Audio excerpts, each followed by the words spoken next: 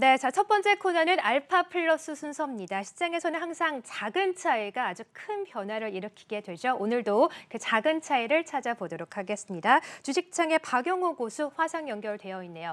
안녕하세요, 고수님.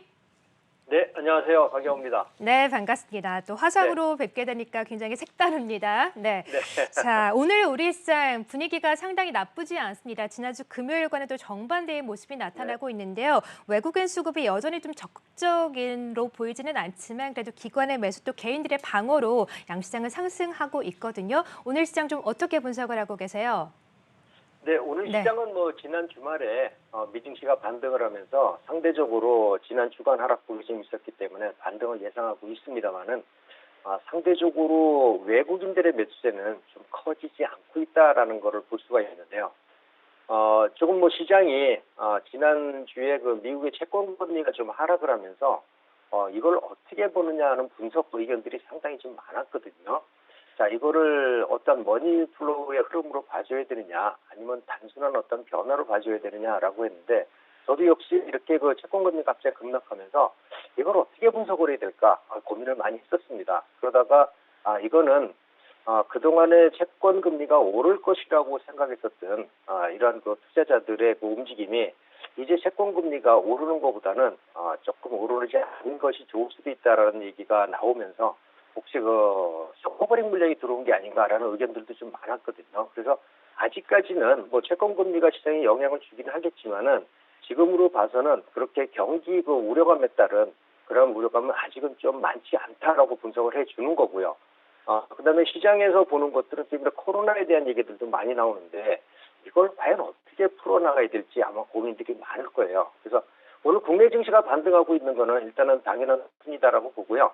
지난주에 우리 증시가 좀 약세를 보였던 거는 그동안에 우리 그 증시를 비롯해서 전 세계 증시들이 많이 올랐기 때문에 살짝 눌림목을 받고서 다시 한번 방향을 모색하는 그런 탐색 구간이다라고 보시는 게 좋고, 아마 이번 주의 방향성이 아마 제일 중요할 거다라고 보는데, 이번 주도 다른 특별한 일이 없다면은 아마 시장은 하락보다도 상승세를 보일 확률이 좀 높지 않을까, 이런 분석을 해봅니다. 네, 자, 말씀을 해주신 것처럼 지난주에 시장이 전반적으로 약세를 기록했고 채권 금리도 급락하고 환율이 또 급반등하다 보니까 전반적인 우려감이 좀 커졌던 시장이었는데 지난주 시장의 조정이 일단은 눌림목 구간이었고 이번 주에도 상승세가 좀 여전히 좀 나타날 것으로 보여지는 가운데 이번 주 중요 이벤트들이 많기 때문에 이번 주 시장 흐름이 상당히 좀 중요할 것이다라고 전망을 하셨습니다.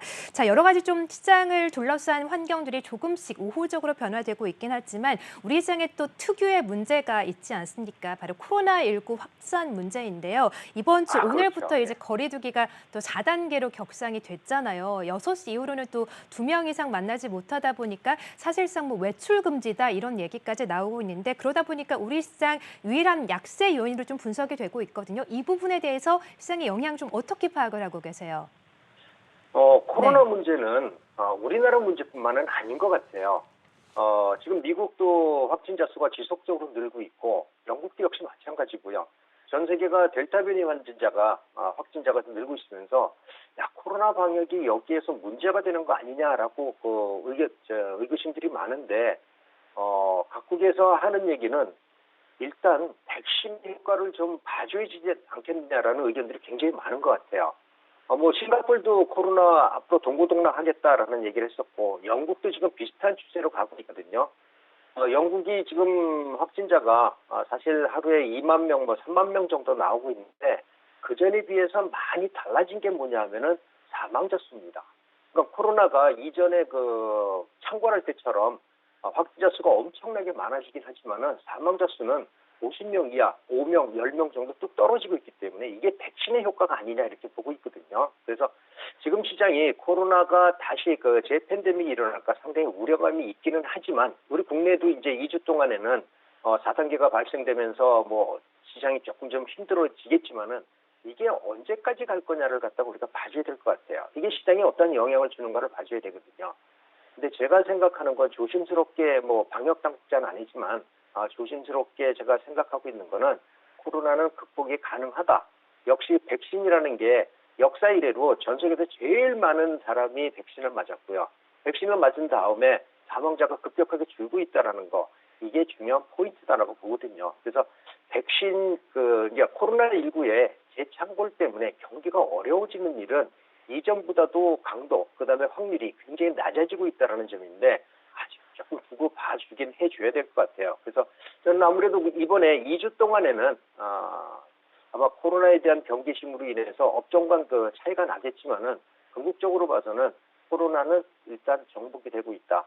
확진자는 많아지는데 예전보다 사망률이 줄고 있다. 이거는 뭐냐면 백신의 효과가 나타나고 있다. 이렇게 보는 게 좋을 것 같습니다. 네. 박용호 교수께서도 백신 접종을 혹시 하셨습니까? 네, 했습니다. 그러시군요. 예, 네, 예, 예. 부럽습니다. 네. 아이고, 자, 네. 감사합니다. 자, 박용호 교수님 말씀처럼 이 코로나를 극복이 가능하고 또 최근에 우리가 2주 동안 방역을 강화하는데 방역을 강화하고 난 이후에는 또 백신 접종도 확대되고 더욱더 방역 강화로 인한 여러 가지 좀 이점들이 많이 생길 수 있기 때문에 그 이후에는 오히려 수혜주에 관심을 가져봐야 된다 이런 분석들이 많이 나오고 있거든요. 그런 면에서 네. 코로나로 인한 우리 시장의 부정적인 영향은 다소 제한적일 것이다라고 또 분석을 해주셨어요. 자, 그러면 오늘 좀 올라가는 이 종목들, 업종들 중에서 좀 여쭤보도록 할게요. 오늘 네. 이 정유 그리고 조선, 해운 같은 종목들의 상승세가 좀 눈에 띕니다. 유가 상승세가 여전히 이어지고 있고요. 해운이름 상승과 함께 오늘은 뭐 조선 업종들 수주 이야기가 나오다 보니까 경기 민감주 위주로 상승세가 나타나고 있거든요. 유가 상승 또 해운 운임 지수의 상승 지속적으로 나타날 수 있다라고 보실까요? 해운 네. 운임은 저는 지속적으로 상승할 확률이 높다라고 보는데 이제 해운 운임은 단기 고점에 좀 들어온 것 같아요. 우리가 이제 해운 운임을 크게 컨테이너 운임하고 그다음에 건화물 운임 두 개로 보고 있는데 건화물 운임은 지난번에 조성받으니 다시 반등을 했지만은 최근 들어서 다시 조금 약세를 보여주고 있거든요. 하지만 뭐 상해 컨테이너 지수 같은 건 아직도 굉장히 강세를 보여주고 있는데 컨테이너 운임도 이렇게 중동 지역이라든지 미주 지역이라든지 유럽 지역이라든지 이렇게 좀 구분을 하면서 운임이 구분을 하는데 최근 들어서 유럽 지역의 컨테이너 운임이 조금 좀 하락하고 있습니다. 그동안에 하락할 줄 모르고 오르고 있었거든요. 그래서 이제는 컨테이너 운임도 어느 정도 정점에 다다랐구나라는 생각이 좀 들어요. 그래서 이 정도면은 올해 수출이 비중이 상당히 많은 우리나라도 이제부터 컨테이너 운임에다 조금 줄어들지 않겠느냐라고 생각을 하고 있고요. 그래서 컨테이너 운임 관련주들은 이제 단기 고점 부분이 아닐까 이런 전략도 여러분 필요할 것 같다는 말씀 드릴게요. 다음에 이제 유가입니다. 유가는 제가 생각한 것보다 너무나 강합니다.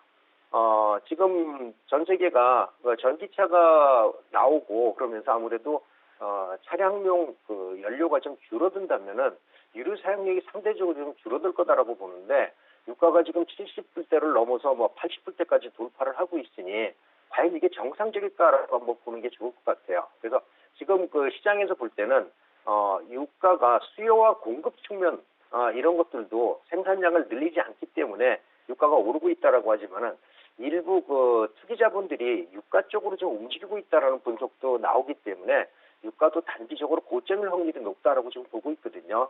그래서 지금 뭐 유가 관련주, 유류 관련주들이 좀 오르고 있지만은 이것도 단기간에 그치지 않을까라고 생각을 합니다. 그래서 저는 전반적으로 봐서는 해운 운임과 그다음 유가가 이상 과외 상승을 보였던 거는 이제부터는 조금씩 수그러질 확률이 높다. 이런 분석을 하는 게 맞다라는 말씀 드리겠습니다. 네, 자 말씀을 들어보니까 최근에 유가 상승 또 해운이름 지수의 상승이 계속해서 이어지고 있는데 일단 좀 단기 고점을 형성한 것 같다. 그렇기 때문에 해운이나 이 유가 상승 관련된 종목들에 투자하시는 분들은 좀 보수적인 전략을 가져가는 게 맞겠다라고 단기 네. 고점에 대한 또 이야기까지 해주셨어요. 자 그러면 이런 상승하는 종목들에 비해서 참 못 올라가는 업종군이 있죠. 바로 반도체 업종군입니다. 지난주 이제 그렇죠. 삼성전자가 네 절로 한숨이 좀 나오시죠. 지난주에 삼성전자가 깜짝 실적을 발표했는데도 불구하고 주가는 약세 기록하고 결국에는 8만 원 이하로 좀 떨어졌거든요. 삼성전자를 비롯한 반도체 업황에 대해서는 앞으로 전망 어떻게 하고 계세요?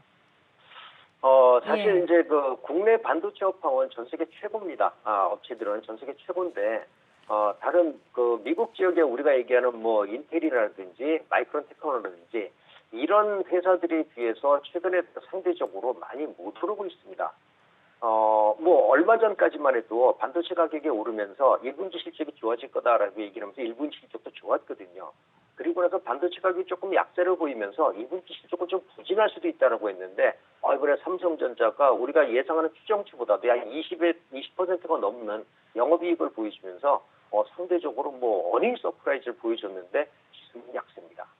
자, 그렇다면 삼성전자가 이렇게 실적이 좋은데 다른 회사들에 비해서 가치를 제대로 평가받지 못하고 그다음에 영업이익이라든지 이런 성장성을 평가받지 못한 이유가 뭘까? 이거는 수급 때문에 그렇지 않을까라고 보고 있거든요. 여러분들이 삼성전자라는 주식을 기관하고 외국인 수급을 한번 살펴보면은 올 1월 달부터 매수보다는 매도가 너무나 많습니다.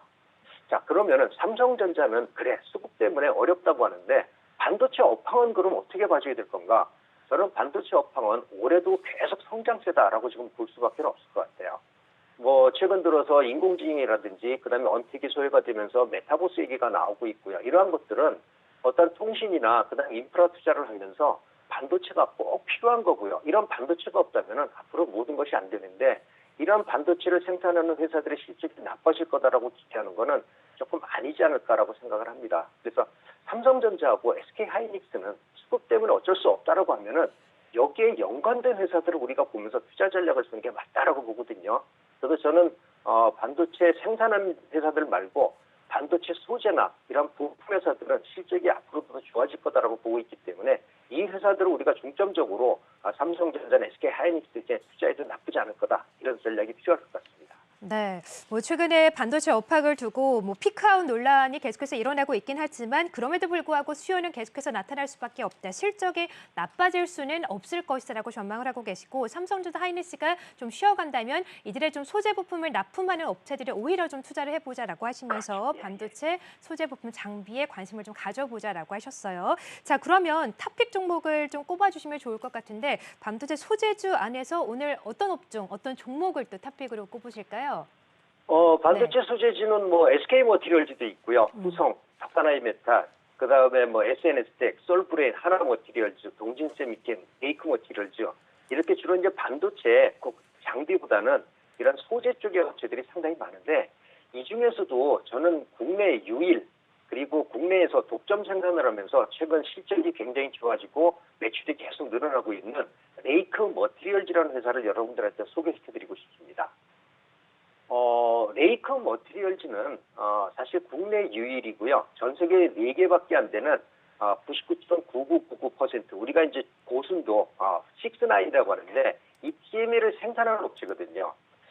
사실 이 회사가 작년까지만 해도 그렇게 그 시장에서 많이 곽강을 못 받았는데 우리가 이제 한일 무역 분쟁이 생기면서 국산 소재가 개발이 되기 시작했고요. 이 회사가 생산하고 있는 TMA가 전 세계에서 4개밖에 안 되면서도 우리 국내 비중이 상대적으로 적었었는데 굉장히 많이 늘어나고 있습니다. 이 회사는 LED 촬영용에 사용되는 그 전구체도 생산을 하고 있는데 이게 글로벌 시장 점유율이 1위입니다. 왜 이 회사가 중요할까? 반도체 회사나 LED 회사에서 이 회사에 관심을 가져야 될까라는 거는 바로 공정의 난이도 때문에 그렇습니다. 지금 반도체가 점점점 작아지면서 선폭이 가늘어지기 때문에 초고순도와 여기에 필요한 그 소재들이 점점 많이 필요하게 되고요. LED도 우리가 이제 미니 LED, 마이크로 LED가 나오면서 선폭이 점점점 가늘어집니다. 이랬을 때 필요한 게 고순도 유기용제가 전구체들이 필요한데 이 전구체를 국내에서 독점적으로 생산하는 회사가 바로 레이크 머티리얼즈입니다. 올해는 미니 LED 시국이도 굉장히 많이 늘어날 것 같고요. 이전 LED보다도 미니 LED에는 이 전구체 사용량이 늘어날 수밖에 없는데 이거를 글로벌 세계 점유율 1위 업체가 바로 레이크 머티리얼즈고요. 그다음에 3D 낸드 삼성전자, SK 하이닉스에서 이 물량들이 지속적으로 증가하고 있거든요. 그런데 지금 나눠보면 EUV라고 극자외선 공정들을 시작하고 있잖아요. 선폭이 엄청나게 가늘어지는 겁니다. 이랬을 때 정말로 필요한 게 초고순도 유기증착 용제인데 이거를 레이크 머티리얼즈 생산하고 있습니다. 자, 레이크 머티리얼즈의 그 매출 비중을 보면은 반도체용 그 전구체가 전체 매출액의 올해 추정으로 한 55% 정도 지금 나올 거로 예상을 하는데 레이크 머티리얼즈의 연간 제품별 매출 증감을 제가 자료를 준비했는데 보여주시면 좋겠는데요. 일단 LED하고 반도체하고 솔라하고 그다음에 석유화학 소재가 이 회사의 주 4대 매출처인데 이 중에서 눈여겨봐야 될 게 바로 반도체 매출입니다. 반도체 매출은 이전에는 그 LED 매출보다도 상당히 적었었는데 반도체 매출 비중이 급격하게 증가를 하고 있는 거죠. 이거는 SK하이닉스나 그다음에 인텔이나 TSMC나 삼성전자의 매출이 지속적으로 증가하기 때문에 그렇고요. 이것들이 증가하면서 이 회사가 좋아진 게 뭐가 있냐면 영업이익률이 굉장히 높아지고 있습니다. 이전에 영업이익이 8%, 7%밖에 안 됐는데 올해 추정 영업이익률이 약 20%에서 25% 정도로 늘어나고 있는 거죠. 매출이 증가하면서 영업이익이 증가한다. 회사는 좋아질 수밖에 없다라고 보고 있는 거죠.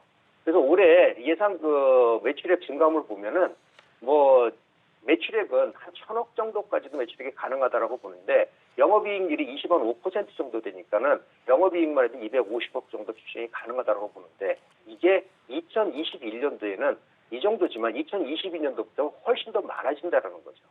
또 여기에다가 회사가 올해 1월 달에 증설분이 올 연말부터 가동이 된다고 해서 반영이 된다면은 실적은 훨씬 더 좋아질 거다라고 봅니다. 그래서 저는 반도체 소재 중에서 국내 유일 그리고 국내 독점 공급을 하고 있는 그다음에 수요가 지속적으로 증가하고 있는 레이크 머티리얼즈 여러분들도 소개시켜드리고 싶고요. 1차적으로 목표가는 이전 고점 부근을 돌파해서 한 7,000원 정도가 부근이 될 거다라고 보고요. 시장이 지금 어렵기도 합니다만은 만약에 이탈한다면 4,200원의 지지 이탈을 설정해 드리는데 현재 기관하고 외국인 수급을 보면은 정말로 좋습니다. 이 회사를 보면서 여러분들도 좋은 투자 전략 세웠으면 좋을 것 같습니다.